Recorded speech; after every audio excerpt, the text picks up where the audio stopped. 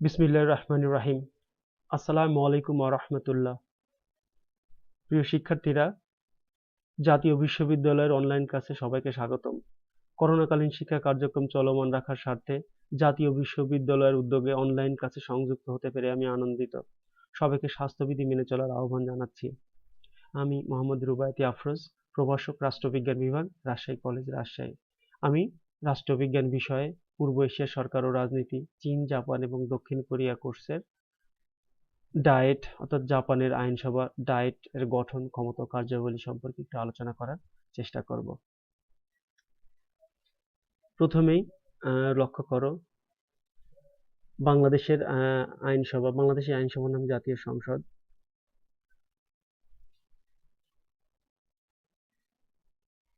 বাংলাদেশের আইনসভার বিভিন্ন কার্যক্রম এখানে তুলে ধরা হয়েছে, অর্থাৎ কার্যক্রমের স্থির চিত্র এখানে দেওয়া হয়েছে। লক্ষ্য করো এটার এই স্থির চিত্রটা দেওয়ার একটাই উদ্দেশ্য হলো বাংলাদেশের আইনসভার সাথে জাপানের আইনসভার কিছু সাদৃশ্য এবং কিছু বৈসাদৃশ্য আছে। তো বাংলাদেশের আইনসভা সম্পর্কে যদি তুমি তোমার নিজের দেশের আইনসভা সম্পর্কে যদি ধারণা রাখো, তাহলে অন্য দেশের আইনসভা সম্পর্কে আম, জানতে বুঝতে সহজ হবে। তো লক্ষ্য করো, এবার আমরা দেখছি যে যে স্থির চিত্রটা দেওয়া হয়েছে, এটা হলো জাপানের আইনসভা, যার নাম ডায়েট হিসাবে খ্যাত। জাপানের আইনসভার একটি অধিবেশন চলাকালীন সময়ের একটি স্থির চিত্র দেখানো হলো। মূলত লক্ষ্য করো, সরকার হলো রাষ্ট্র বনাম অর্থাৎ সরকার হলো রাষ্ট্র নামক সংস্থাটির পরিচালিকা শক্তি। সরকার নামক যন্ত্রটির মাধ্যমেই রাষ্ট্রীয় উদ্দেশ্যাবলী সার্থক রূপ নেয়। অর্থাৎ সরকারের মূলত তিনটা বিভাগ থাকে সরকারের কার্যক্রম পরিচালনা করার জন্য: আইন বিভাগ, শাসন বিভাগ এবং বিচার বিভাগ। এই তিনটা বিভাগের সমন্বয়ে কিন্তু একটি রাষ্ট্র সুষ্ঠুভাবে সুন্দরভাবে পরিচালিত হয়। জাপানও কিন্তু সেই রাষ্ট্রের গুলোর ব্যতিক্রম নয়। জাপানেও সরকারের এই তিনটা বিভাগ কিন্তু সুষ্ঠুভাবে তাদের রাষ্ট্র পরিচালনা করার জন্য এই তিনটা বিভাগের সমন্বয়ে কিন্তু পরিচালিত হয়ে থাকে। জাপানের আইনসভা মূলত দুটো কক্ষ বিশিষ্ট বা দুটো কক্ষ নিয়ে গঠিত, যাকে ডায়েট বলে অভিহিত করা হয়। আর জাপানের বিচার বিভাগের সুপ্রিম কোর্ট ও প্রতিনিধি অন্যান্য আদালত নিয়ে গঠিত। তবে জাপানে আবার ব্রিটেনের মতো নিয়মতান্ত্রিক রাজতন্ত্র প্রচলিত আছে। তাই জাপানে একজন রাজা বা সম্রাটের পদও আছে। এবং আরেকটা বিষয় হচ্ছে জাপানের শাসন ব্যবস্থায় মূলত আম, জাপানের শাসন বিভাগের প্রধানমন্ত্রী ও অন্যান্য মন্ত্রীদের নিয়ে কিন্তু আহ, জাপানের মূল যে ক্ষমতা ভোগ করে প্রধানমন্ত্রী এবং তার আহ, মন্ত্রীগণ মূল ক্ষমতা ভোগ করেন কিন্তু এই শাসন বিভাগের এই বিভাগটি। তো আমরা এখন লক্ষ্য করব যে ডায়েট সম্পর্কে একটু আলোচনা করার চেষ্টা করব। প্রিয় ছাত্রছাত্রীরা, লক্ষ্য করো, ডায়েট হলো সর্বোচ্চ আইন প্রণয়নকারী সংস্থা। বর্তমান সংবিধানে 41 থেকে 64 বা অনুচ্ছেদ পর্যন্ত ডায়েটের গঠন, ক্ষমতা ও কার্যাবলী সম্পর্কে আলোচনা করা হয়েছে। লক্ষ্য করো, আইনসভা বা ডায়েটের গঠন। জাপানের আইনসভা দুটি কক্ষ নিয়ে গঠিত। পূর্বতন মেইজি সংবিধান অনুসারে ডায়েট দুটি কক্ষ ছিল। একটা হচ্ছে পিয়ার্স সভা, হাউস অফ পিয়ার্স, এবং প্রতিনিধি সভা, হাউস অফ রিপ্রেজেন্টেটিভস। এরপর আমরা লক্ষ্য করি 1947 সালের সংবিধান অনুসারে ডায়েটের দুটি কক্ষ নিয়ে গঠিত হয়েছিল। লক্ষ্য করো ছাত্রছাত্রীরা, ডায়েটের দুটি কক্ষ, একটা হচ্ছে প্রতিনিধি সভা, হাউস অফ রিপ্রেজেন্টেটিভস, আর একটা হচ্ছে পরামর্শদাতা, হাউস অফ কাউন্সিলর্স। প্রতিনিধি সভা, হাউস অফ রিপ্রেজেন্টেটিভকে বলা হতো নিম্ন কক্ষ বা লোয়ার হাউস, এবং পরামর্শদাতা বা হাউস অফ কাউন্সিলরকে বলা হতো উচ্চ কক্ষ। প্রিয় ছাত্রছাত্রীরা, তোমাদের পরীক্ষাতে 3 টাইপের কোশ্চেন এসে থাকে সাধারণত। একটা হচ্ছে অতি সংক্ষিপ্ত প্রশ্ন এবং রচনামূলক প্রশ্ন। একটা বড় প্রশ্নের মধ্যে কিন্তু অনেকগুলো প্রশ্ন অতি সংক্ষিপ্ত প্রশ্ন থাকতে পারে, আবার সংক্ষিপ্ত প্রশ্ন থাকতে পারে। যেমন ধরো, ডায়েট সম্পর্কে বর্ণনা করো, এটা সংক্ষিপ্ত প্রশ্নে আসতে পারে। কিংবা জাপানের আইনসভার নাম কি? জাপানের আইনসভা কয় কক্ষ বিশিষ্ট? জাপানের আইনসভা দুটো কক্ষের নাম উল্লেখ করো। জাপানের আহ, নিম্ন কক্ষের নাম উল্লেখ করো। জাপানের উচ্চ কক্ষের নাম উল্লেখ করো। এই এই জাতীয় কোশ্চেন কিন্তু আসতে পারে। তো এই বিষয়টা যদি সুন্দর ভাবে মনে গ্রথিত করা যায়, তাহলে আমার বিশ্বাস তোমরা অবশ্যই পরীক্ষাতে ভালো করবা। শুধু পরীক্ষাতে নয়, তোমাদের পরবর্তী জীবনেও এই বিষয়গুলো কিন্তু অনেক কাজে আসবে। প্রিয় ছাত্রছাত্রীরা, এবার আমরা প্রতিনিধি সভা সম্পর্কে জানার চেষ্টা করি। প্রতিনিধি সভা হলো জাপানি জনগণের প্রতিনিধিত্বমূলক কক্ষ। নতুন সংবিধানে প্রতিনিধি সভার বিশেষ কোনো পরিবর্তন করেনি। নিচে প্রতিনিধি সভার গঠন, কার্যকাল, নির্বাচন, সদস্য হবার যোগ্যতা প্রভৃতি বিষয়ে বর্ণনা করা হলো। লক্ষ্য করি গঠন ও নির্বাচন। প্রতিনিধি সভার প্রতিনিধিগণ সর্বজনীন ভোটাধিকারের ভিত্তিতে জনগণের প্রত্যক্ষ ভোট দ্বারা কিন্তু নির্বাচিত হন। অর্থাৎ প্রতিনিধি সভা নির্বাচিত সদস্যগণ তথা সমগ্র প্রতিনিধিদের সমন্বয়ে গঠিত হয়। এ সম্পর্কে সংবিধানে বলা হয়েছে, the House of representatives shall consist of elected members representative of all the people. এরপরে আমরা লক্ষ্য করি নিম্নকক্ষ প্রতিনিধি সভার বর্তমান সদস্য 480 জন। 480 জন সদস্যের মধ্যে 300 জন সদস্য একক আসনে জনগণের ভোটে নির্বাচিত হন এবং 180 জন সংখ্যানুপাতিক হারে 11টি অঞ্চলের ব্লক ডিস্ট্রিক্ট হতে আসন লাভ করেন। এরপরে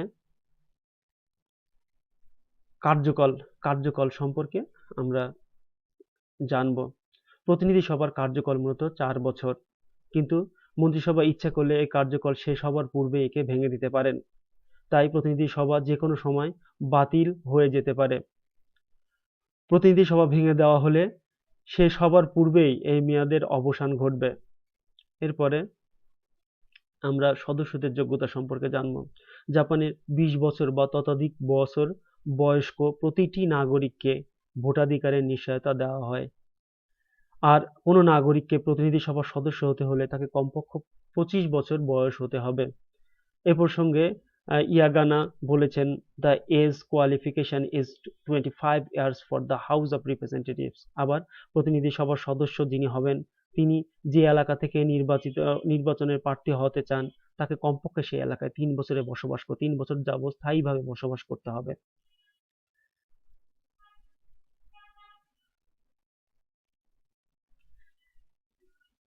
এরপরে আমরা লক্ষ্য করি যে প্রতিনিধি সভার একটি চার্ট, যেটা 24 ডিসেম্বর 2014-তে লক্ষ্য করি। Liberation Democratic Party Japan 290, Democratic Party of Japan Club of Independence 72টি, জাপান ইনোভেশন পার্টি 41টি, কোমিয়াতো 35টি, জাপানিজ কমিউনিস্ট পার্টি 21টি,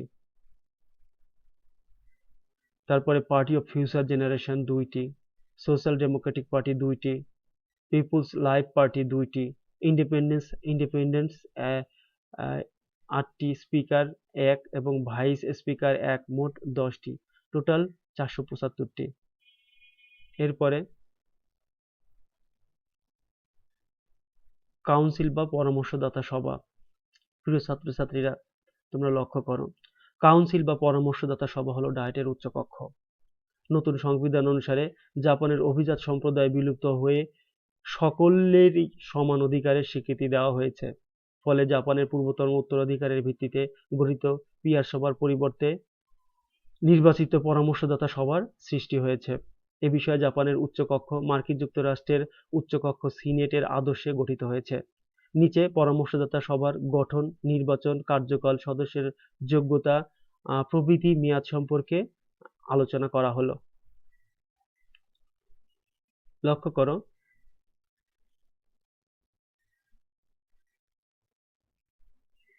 গঠন ও নির্বাচন।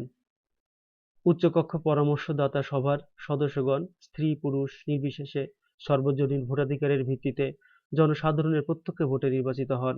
পরামর্শদাতা সভা হলো সভা কতজন সদস্য নিয়ে গঠিত হবে তার নির্দিষ্ট সংখ্যা কিন্তু জাপানের সংবিধানে লিপিবদ্ধ করা হয়নি।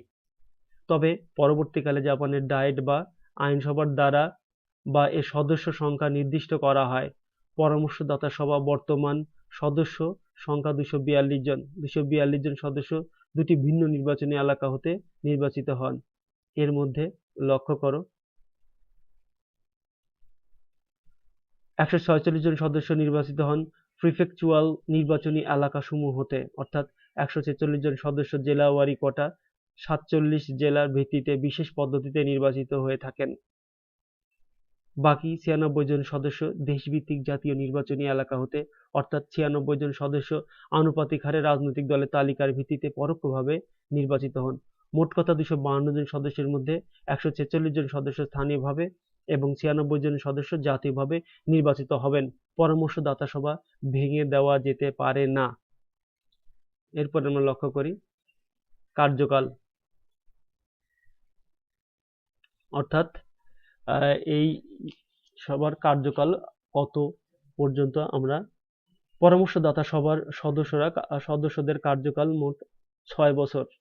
পরামর্শদাতা সভার 242 জন সদস্যের মধ্যে অর্ধেক নির্বাচিত হবেন 3 বছরের জন্য এবং বাকি অর্ধেক নির্বাচিত হবেন অপর 3 বছরের জন্য।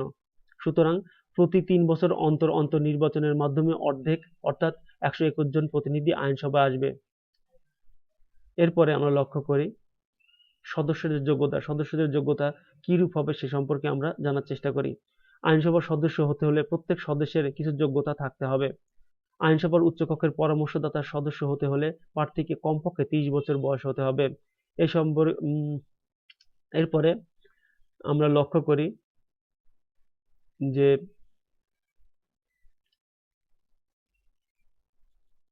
2014 সালের 29শে ডিসেম্বর প্রতিনিধি সভার একটি চার্ট এখানে দেওয়া হয়েছে, লক্ষ্য করি। ডায়েটের সদস্যদের বিশেষ অধিকার ও সুযোগ সুবিধা, অর্থাৎ ডায়েটের সদস্যরা কি কি অধিকার ও সুযোগ সুবিধা ভোগ করে সে সম্পর্কে এখন আমরা জানার চেষ্টা করব। ডায়েটের উভয় কক্ষের সদস্যদের একই রকম সুযোগ সুবিধা ভোগ করে। উভয় কক্ষের সদস্যদের আইন অনুযায়ী নির্ধারিত বার্ষিক পারিশ্রমিক ও অন্যান্য সুবিধা লাভ করেন।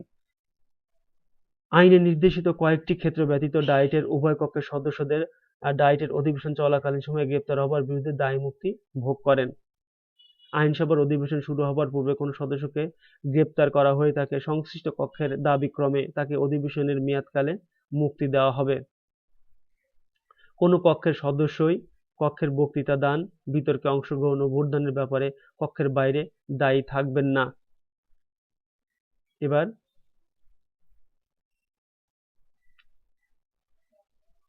আমরা ডায়েটের অধিবেশন সম্পর্কে আলোচনা করব। জাপানের সংবিধানের প্রতিনিধি সভা 3 ধরনের অধিবেশনের কথা উল্লেখ করা হয়েছে, অর্থাৎ এখানে জাপানের ডায়েটের অধিবেশনে 3 ধরনের অধিবেশনের কথা উল্লেখিত রয়েছে, যথা সাধারণ অধিবেশন, অতিরিক্ত অধিবেশন এবং বিশেষ অধিবেশন। ডায়েটের সাধারণ অধিবেশন বছরে একবার অবশ্যই আহ্বান করতে হবে। ডিসেম্বর মাসে এই অধিবেশন আহ্বান করা হয়। আগামী বছর বাজেটের সাধারণ অধিবেশনে পেশ করা হয়, অর্থাৎ আগামী বছরের বাজেট মূলত সাধারণ অধিবেশনেই পেশ করা হয়ে থাকে। নতুন অর্থবছর শুরু হয় 1 এপ্রিল হতে। ক্যাবিনেটের প্রয়োজনীয় বলে মনে করলে কোনো কক্ষের 1/4 বা ততোধিক সদস্য দাবি করলে ডায়েটের অতিরিক্ত অধিবেশন আহ্বান করতে পারে। তাছাড়া সদস্যদের মেয়াদ শেষ হবার ফলে কোনো নির্বাচন অনুষ্ঠানে 30 দিনের মধ্যে ডায়েটে অতিরিক্ত অধিবেশন আহ্বান করা হয়ে থাকে। প্রতিনিধি সভা ভেঙে দেওয়ার পর সাধারণত নির্বাচন অনুষ্ঠানে 30 দিনের মধ্যে ডায়েটের অধিবেশন আহ্বান করা হয়। সংবিধানের বিধান রয়েছে যে প্রতিনিধি সভা ভেঙে দেওয়া হলে তা ভেঙে দেওয়া তারিখ হতে 40 দিনের মধ্যে প্রতিনিধি সভার সদস্যদের সাধারণ নির্বাচন অবশ্যই অনুষ্ঠান করতে হবে এবং নির্বাচনের তারিখ হতে 30 দিনের মধ্যে ডায়েটের অধিবেশন অবশ্যই আহ্বান করতে হবে। কোনো সাধারণ অধিবেশনের স্থলে বিশেষ অধিবেশন আহ্বান করা যেতে পারে। একথা উল্লেখ্য যে প্রতিনিধি সভা ভেঙে দেওয়া হলে একই সময় পরামর্শ সভাও ভেঙে দেওয়া হয়। তবে মন্ত্রিসভার জাতীয় জরুরি অবস্থা পরামর্শদাতা সভাকে জরুরি অধিবেশন আহ্বান করতে পারে। এরপরে এরূপ অধিবেশন গৃহীত ব্যবস্থাদি সাময়িকভাবে বলবৎ হয় এবং সেগুলো বাতিল হয়ে যায়, যদিও না ডায়েটের পরবর্তী অধিবেশন শুরু হওয়ার 10 দিনের মধ্যে সেগুলো অনুমোদিত হয়। মন্ত্রিসভার পরামর্শ ও সম্মতিক্রমেই সম্রাট ডায়েটের অধিবেশন আহ্বানের প্রক্রিয়া সম্পন্ন করেন, কিন্তু ডায়েটে নিজস্ব অধিবেশনের স্থায়িত্ব নির্ধারণ করে থাকে। এরপরে আমরা লক্ষ্য করি ডায়েটের কোরাম পদ্ধতি কার্যকাল, অর্থাৎ ডায়েটের কোরাম পদ্ধতি বা কার্যকাল কেমন সেটা সম্পর্কে আমরা একটু আলোচনা করব। ডায়েটের প্রত্যেক কক্ষের মোট সদস্যের 1/3 কে নিয়ে কোরাম গঠিত হয়, অর্থাৎ কোনো কক্ষে মোট সদস্যের অন্তত 1/3 উপস্থিত না থাকলে কার্য পরিচালনা করা যায় না। কোনো কোনো ক্ষেত্রে প্রত্যেক কক্ষে উপস্থিত সদস্যদের সংখ্যাগরিষ্ঠ ভোটেই সকল বিষয়ে সিদ্ধান্ত গৃহীত হয়। তবে কোনো বিষয়ের পক্ষে বিপক্ষে সমান ভোট পড়লে সভাপতি ওই বিষয়ে সিদ্ধান্ত নিয়ে থাকেন। প্রত্যেক কক্ষের কাজকর্ম প্রকাশ্যেই পরিচালিত হয়ে থাকে। তবে কোনো কক্ষে উপস্থিত সদস্যের 2/3 বা ততোধিক সংখ্যাগরিষ্ঠের প্রস্তাবক্রমে কক্ষের বৈঠক গোপনে অনুষ্ঠিত হতে পারে। প্রত্যেক কক্ষই নিজস্ব প্রেসিডেন্ট বা অন্যান্য কর্মকর্তা বাছাই করতে পারে। এটি বৈঠক কার্য পরিচালন, অভ্যন্তরীণ শৃঙ্খলা সংক্রান্ত নিয়ম কানুন প্রতিষ্ঠা করা এবং বিশৃঙ্খল আচরণের দায়ে দোষী সাব্যস্ত সদস্যদের শাস্তি দিতে পারে। প্রত্যেক কক্ষই নিজস্ব সদস্যদের যোগ্যতা সংক্রান্ত বিরোধের মীমাংসা করতে পারে। এরপরে কোনো সদস্যকে আসন দানে অস্বীকৃতি জানাতে হলে বা কোনো সদস্যকে বহিষ্কার করতে হলে এ ব্যাপারে কক্ষে উপস্থিত সদস্যের 2/3 বা ততোধিক সংখ্যাগরিষ্ঠ ভোটে কোনো প্রস্তাব পাশ করতে হবে। অর্থাৎ কোনো সদস্যের সদস্য পদ বাতিল করতে হলে সেই 2/3 সদস্যের ভোটের প্রয়োজন হবে।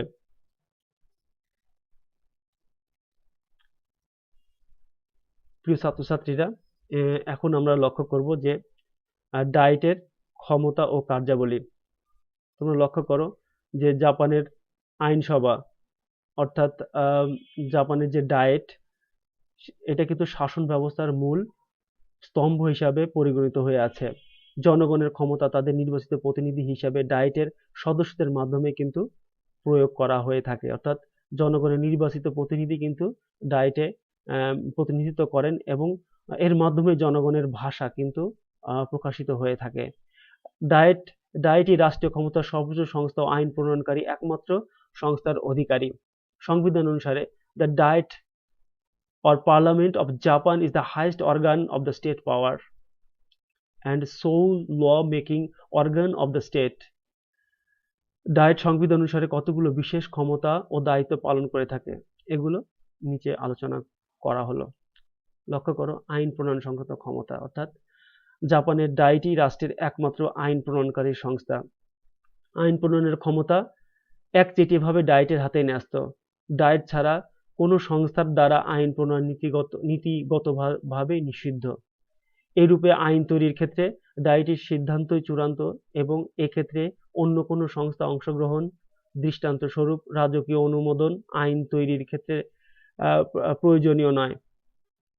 অবশ্য কয়েকটি ক্ষেত্রে এই নিয়মের ব্যতিক্রম রয়েছে, যেমন ডায়েটের উভয় কক্ষ সংক্রান্ত নিয়ম কানুন এবং সুপ্রিম কোর্ট সংক্রান্ত নিয়ম কানুন প্রতিষ্ঠা, কোনো বিশেষ এলাকার ক্ষেত্রে কেবল প্রযোজ্য এমন কোনো বিশেষ আইন বিধিবদ্ধকরণ, এক্ষেত্রে সংশ্লিষ্ট এলাকার সংখ্যাগরিষ্ঠ ভোটারের সম্মতি আবশ্যক এবং সংবিধান সংশোধন করা জাতীয় গণভোটের প্রয়োজন হয়। এরপরে আমরা লক্ষ্য করি, যখন কোনো বিল ডায়েটের উভয় কক্ষে পাশ হয় তখন তা আইনে পরিণত হয়। বাস্তবে ডায়েটের উত্থাপিত অধিকাংশ বিলই কিন্তু উভয় কক্ষে পাশ করতে হয়। তবে সংবিধানের সাধারণ আইন প্রণয়নের উভয় কক্ষে সমকক্ষ হলেও পরামর্শদাতা সভার তুলনায় কিন্তু প্রতিনিধি সভার এ বিষয়ে ক্ষমতা অনেক বেশি। সাধারণ আইন প্রণয়নের ক্ষেত্রে উভয় কক্ষের মতভেদ ঘটলে প্রতিনিধি সভার উভয় কক্ষের যুক্তি অধিবেশন আহ্বান করে মতভেদের দূর করার চেষ্টা করতে হয়।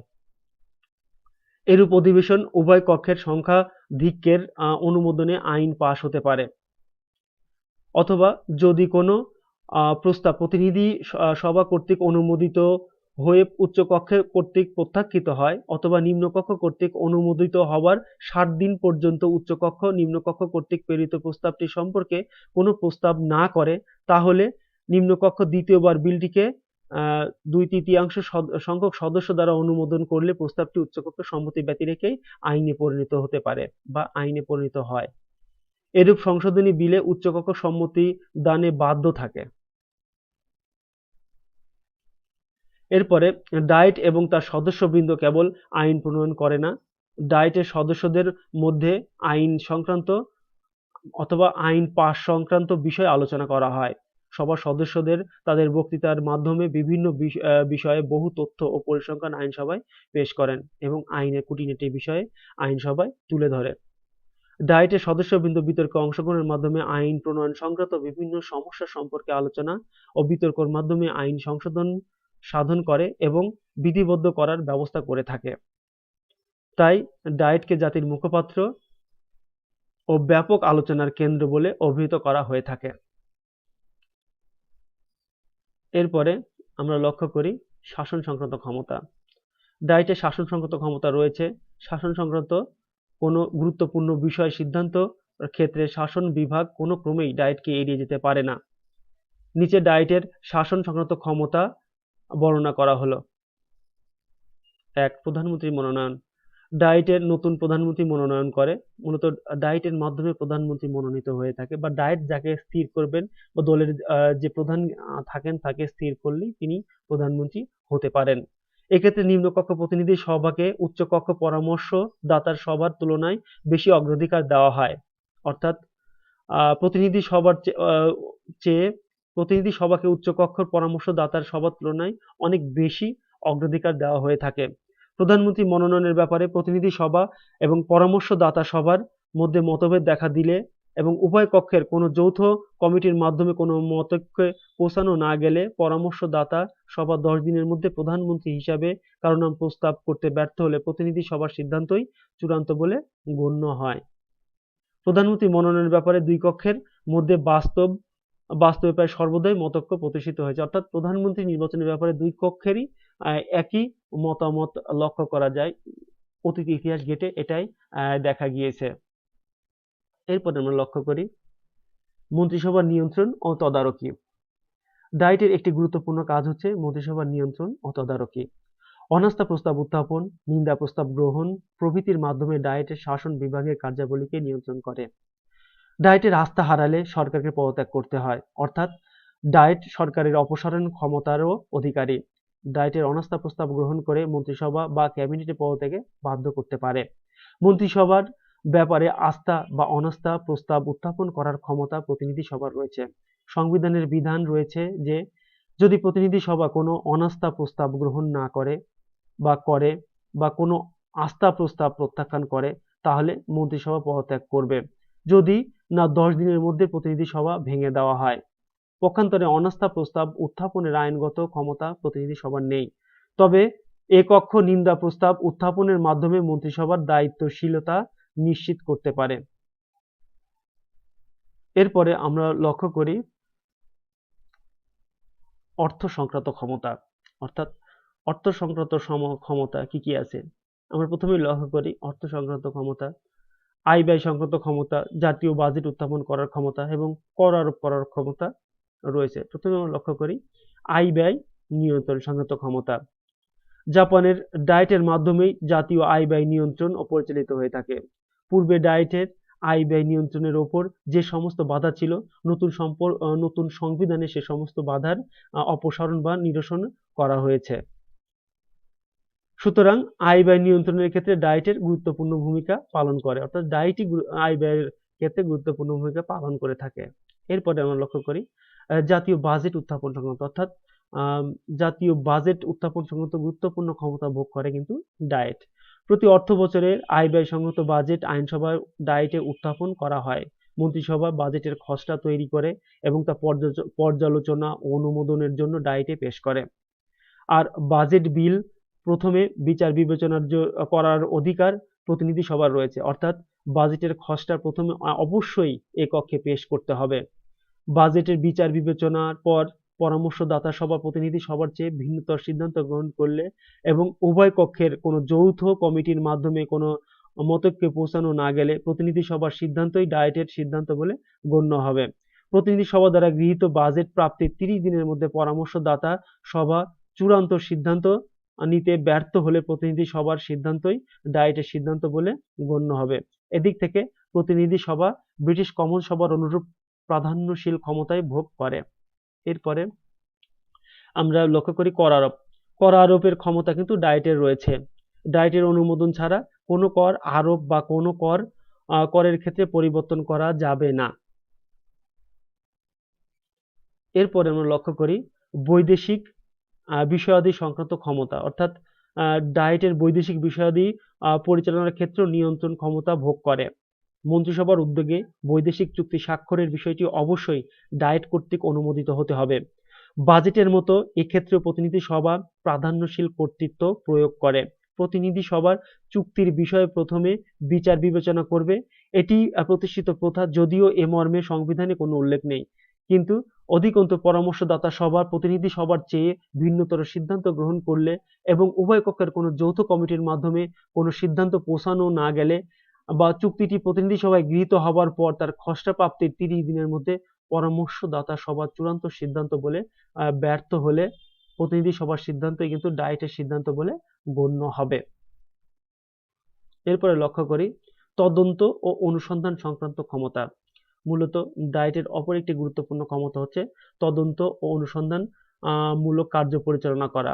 এদিক থেকে ডায়েট মার্কিন কংগ্রেসের ন্যায় একটি অনুসন্ধানকারী সংস্থা রূপে কাজ করে। ডায়েটের প্রত্যেক কক্ষই শাসন বিষয়ে তদন্ত পরিচালনা করার ক্ষেত্রে এবং সাক্ষীর উপস্থিতি এবং সাক্ষ্য রেকর্ডপত্রের উপস্থাপন তলব করতে পারে। ডায়েট আবার সরকারি ব্যবস্থায় দুর্নীতি তদন্তের জন্য কমিশন বা কমিটি গঠন করতে পারে। ডায়েটের কমিটি গঠনের পর লবি গ্রুপ এর মাধ্যমে অফিসিয়াল ভাবে সরকারের দুর্নীতিমূলক কাজের জন্য শাস্তির ব্যবস্থা করতে পারে। এরপরে আমরা লক্ষ্য করি শাসন সংক্রান্ত ক্ষমতা, অর্থাৎ শাসনতন্ত্রকে সংরক্ষণ ও পরিবর্তনের একমাত্র পরিচালক হচ্ছে ডায়েট। কোনো কাজ শাসনতন্ত্র সম্মত কিনা তা বিবেচনা করে ডায়েট। সরকারের কোনো কাজ শাসনতান্ত্রিক রীতিনীতি পরিপন্থী হলে বা কোনো আইন শাসনতন্ত্রের বিরুদ্ধে হলে ডায়েটের বিশেষ কমিটি কিন্তু তা বাতিল করতে পারে। এরূপ আইন কখনোই কার্যকর হয় না। ডায়েটই সরকারের শাসনতন্ত্রের প্রচলিত নীতি ও নিয়মকানুন অনুসারে পরিচালিত হতে বাধ্য করে থাকে। এরপরে আমরা লক্ষ্য করি সমালোচনা করার ক্ষমতা, অর্থাৎ ডায়েটের সমালোচনামূলক কার্য সম্পাদন করে থাকে। সংবিধান অনুসারে মন্ত্রিপরিষদের উভয় কক্ষের নিকট দায়ী। উভয় কক্ষের সদস্যগণ মন্ত্রিপরিষদের সদস্যগণকে প্রশ্ন জিজ্ঞাসা করতে পারেন এবং তাদের কার্যের সমালোচনা করতে পারেন। এরপরে আমরা লক্ষ্য করি কমিটি গঠন সংক্রান্ত ক্ষমতা, অর্থাৎ নতুন সংবিধান অনুসারে বর্তমানে ডায়েটের প্রত্যেক কক্ষে 21টি স্থায়ী কমিটি গঠিত হয়েছে। প্রত্যেক কক্ষের সদস্যই একটি না একটি কমিটির সদস্য থাকবেন, অর্থাৎ প্রত্যেক কক্ষের সদস্যই কোনো না কোনো কমিটির সদস্য থাকবেন, কিন্তু একজন সদস্য 3টির অধিক কমিটিতে সদস্য থাকতে পারবেন না। প্রত্যেক কমিটি একটি গুরুত্বপূর্ণ বিষয়ে ভারপ্রাপ্ত হবেন, অর্থাৎ প্রত্যেক কমিটি কোনো না কোনো এক একটি বিষয় গুরুত্বপূর্ণ বিষয়ে ভারপ্রাপ্ত হবেন। এই সমস্ত কমিটির ওপর একটি কেন্দ্রীয় কমিটি গঠিত হয়েছে।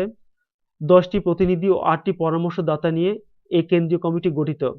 এই কমিটি অন্যান্য কমিটিগুলোর পরামর্শদাতা ও নিয়ন্ত্রণকর্তা হিসাবে কাজ করে। এরপরে আমরা লক্ষ্য করি বিচার বিভাগীয় ক্ষমতা। জাপানের আইনসভা ডায়েটের বিচার বিভাগীয় ক্ষমতা রয়েছে, অর্থাৎ জাপানের আইনসভা কিন্তু এই ডায়েট বিচার বিভাগীয় ক্ষমতা ভোগ করে থাকে। বিচারক অপসারণ ও নিয়োগের ব্যাপারে ডায়েট মার্কিন কংগ্রেসের অনুরূপ ক্ষমতা ভোগ করে থাকে। যে সকল বিচারের বিরুদ্ধে অপসারণ কার্যধারা আনা হয়েছে, ডায়েট তাদের বিচারের জন্য উভয় কক্ষের অল্প সংখ্যক সদস্য নিয়ে অভিশংসন আদালত গঠন করতে পারে এবং এই অভিশংসন আদালতের সিদ্ধান্তই কিন্তু চূড়ান্ত বলে গণ্য হয়। এরপরে আমরা লক্ষ্য করি সংবিধান সংশোধনের উদ্যোগ সংক্রান্ত।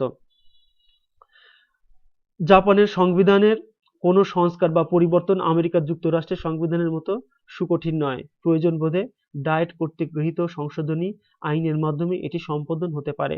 ডায়েটের প্রত্যেক কক্ষের মোট সদস্যের 2/3 বা ততোধিক সদস্যের সম্মতিসূচক ভোটে সংবিধান সংশোধন হতে পারে বা সংবিধান সংশোধনের উদ্যোগ নেওয়া যেতে পারে।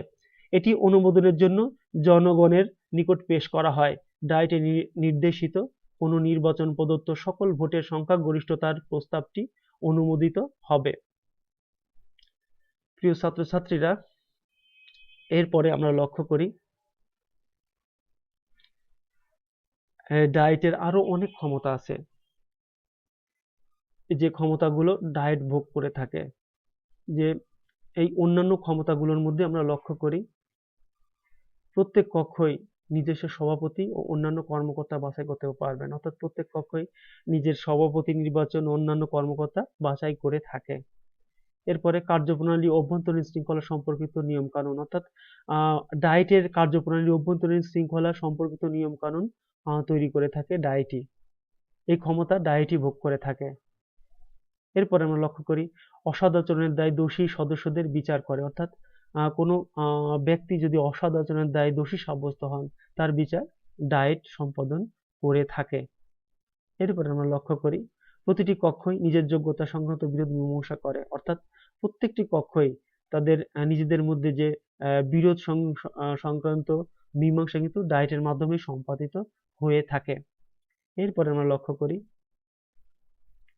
সরকারের উচ্চপদস্থ কর্মচারী কর্মকর্তার বিরুদ্ধে অপসারণ কর্মধারার সূচনা করে, অর্থাৎ সরকারি উচ্চপদস্থ কর্মকর্তা ও কর্মচারীর বিরুদ্ধে অপসারণ যে কর্মধারা সূচনা করে সেটা কিন্তু ডায়েটই করে থাকে। এরপরে জাতীয় প্রতিরক্ষা বাহিনী মোতায়েন অনুমোদন করে, অর্থাৎ জাতীয় প্রতিরক্ষা বাহিনী কোন অবস্থায় মোতায়েন করা হবে, কি জন্য মোতায়েন করা হবে, কোন প্রেক্ষিতে, এবং জাতীয় প্রতিরক্ষা বাহিনী কি ধরনের ক্ষমতা ভোগ করবে, কি ধরনের কার্যকলাপ পরিচালনা করবে, এর কিন্তু এর কার্যক্রম কিন্তু ডায়েটই পরিচালনা করে থাকে। এরপরে আমরা লক্ষ্য করি যে জরুরি অবস্থা ঘোষণা অনুমোদন করে, অর্থাৎ ডায়েট জরুরি অবস্থা, দেশের যে কোনো অবস্থার প্রেক্ষিতে যে জরুরি অবস্থা ঘোষণা করা হয় এর অনুমোদন কিন্তু ডায়েটের মাধ্যমেই হয়ে থাকে, অর্থাৎ জরুরি অবস্থার ঘোষণা অনুমোদন ডায়েটে করে থাকে। এরপর আমরা লক্ষ্য করি কেন্দ্রীয় নির্বাচন ব্যবস্থাপনা পরিষদের সদস্য নিয়োগ করে থাকে, অর্থাৎ কেন্দ্রীয় নির্বাচন ব্যবস্থাপনা পরিষদের সদস্যদের কিন্তু ডায়েটই নির্বাচিত করে থাকে। প্রিয় ছাত্রছাত্রীরা, এরপরে আমরা লক্ষ্য করি যে ডায়েটের ক্ষমতার মূল্যায়ন, অর্থাৎ ডায়েটের কিরূপ ক্ষমতা আছে সে ডায়েটের ক্ষমতার মূল্যায়ন সম্পর্কে আমরা একটু আলোচনা করব। লক্ষ্য করো ডায়েট বা জাপানের আইনসভার ক্ষমতা বিশ্লেষণ করলে আমরা দেখতে পাই যে শাসনতন্ত্র পরিচালনার বিভিন্ন পর্যায়ে এটা অপরিসীম ক্ষমতার অধিকারী। যে কোনো দেশের গণতান্ত্রিক ভাবধারা অক্ষুণ্ণ রাখার ক্ষেত্রে আইনসভার গুরুত্ব সমাধিক। জাপানের ডায়েট জাপানের গণতান্ত্রিক ভাবধারাকে সমুন্নত রাখতে এক ঐতিহাসিক দায়িত্ব পালন করে চলছে। প্রকৃতপক্ষে জনমতকে সজাগ ও শিক্ষিত করার মাধ্যমে গণতান্ত্রিক ব্যবস্থার ভিত্তি প্রতিষ্ঠিত হতে পারে। উপযুক্ত জনমত সৃষ্টি করে সরকারি ক্ষমতা নিয়ন্ত্রণ থেকে নাগরিকের অধিকার রক্ষায় ডায়েটের ভূমিকা কিন্তু খুবই বেশি গুরুত্বপূর্ণ। ডায়েটের তার গৌরবময় ঐতিহ্য রক্ষা করে তার উপর অর্পিত দায়িত্ব সাফল্যের সাথে পালন করে জাপানের জনগণকে একটা সুশৃঙ্খল ও সবচেয়ে সুখী সমৃদ্ধশালী রাষ্ট্রে পরিণত করতে সক্ষম হয়েছে কিন্তু এই ডায়েটই। পরিশেষে আমরা বলতে পারি যে জাপানি শাসন ব্যবস্থায় ডায়েটের ক্ষমতা ও গুরুত্ব অত্যাধিক। ডায়েট হলো জাপানের জনগণের সর্বোচ্চ সংস্থা। তুলনামূলক বিচারে ডায়েটের ক্ষমতা পর্যালোচনা করলে দেখতে পাওয়া যায় যে গঠন পদ্ধতি ও কর্মপদ্ধতির দিক দিয়ে ব্রিটিশ ও মার্কিন আইনসভার সাথে জাপানি ডায়েটের অনেক সাদৃশ্য থাকলেও ক্ষমতার দিক থেকে জাপানি ডায়েট ওই উভয় দেশের আইনসভার হতে কিন্তু অনেকটাই দুর্বল ছিল। গণতান্ত্রিক দেশসমূহে আইনসভার ক্ষমতা ও পদমর্যাদা প্রধানত তিনটি বিষয়ের উপর নির্ভর করে, যথা আইন প্রণয়নে প্রায় অবাধ ক্ষমতা, আয় ব্যয় নিয়ন্ত্রণ ও শাসন বিভাগের উপর নিয়ন্ত্রণ ক্ষমতা। এদিক দিয়ে দেখতে গেলে দেখা যায় যে জাপানের আইনসভা ডায়েটকে আদর্শ আইনসভা হিসাবে অভিহিত করা যায়। প্রিয় ছাত্রছাত্রীরা, তোমরা লক্ষ্য করেছো যে সরকারের যে তিনটি বিভাগ মূলত রাষ্ট্র পরিচালনার কাজ করে, আইন বিভাগ, শাসন বিভাগ এবং বিচার বিভাগ। এই প্রত্যেকটা বিভাগের কিন্তু সমন্বয় সাধন জাপানের সংবিধানে উল্লেখ করা হয়েছে এবং একে অপরের ব্যাপারে কোনো হস্তক্ষেপ ছাড়াই কিন্তু জাপানের তাদের কার্যক্রম পরিচালনা করে। জাপানের লক্ষ্য করো তোমরা, জাপানের আজকে 12 কোটি মানুষের 24 কোটি হাতের দ্বারা বিশ্ব অর্থনীতিকে নিয়ন্ত্রণ করছে। মূলত একটি স্থিতিশীল অর্থনীতি, একটি স্থিতিশীল রাজনৈতিক ব্যবস্থা যদি না থাকে তাহলে স্থিতিশীল অর্থনৈতিক ব্যবস্থা কিন্তু মনে করা বা ধারণা করা অসম্ভব ব্যাপার। তাই জাপানের যে গণতান্ত্রিক যে একটা ভাবধারা প্রতিষ্ঠিত হয়েছে জাপানের এই সংবিধানের যে ডায়েটের ব্যবস্থা করা হয়েছে, ডায়েট আইনসভার যে ব্যবস্থা করা হয়েছে, এই এই সকল বিষয়বস্তুর উপরেই কিন্তু জাপানের আজকে যে সমৃদ্ধির উচ্চ শিখরে পৌঁছেছে, এই সকল কিছু কিন্তু এটার উপর প্রতিষ্ঠিত। প্রিয় ছাত্রছাত্রী, আজকে মূলত এই পর্যন্তই ছিল আমার ক্লাস। সবাই ভালো থেকো, সুস্থ থেকো, সবার সুস্বাস্থ্য কামনা করে এবং সবাইকে ধন্যবাদ জানিয়ে আমি আমার আজকের ক্লাস এখানেই শেষ করছি। আল্লাহ হাফেজ।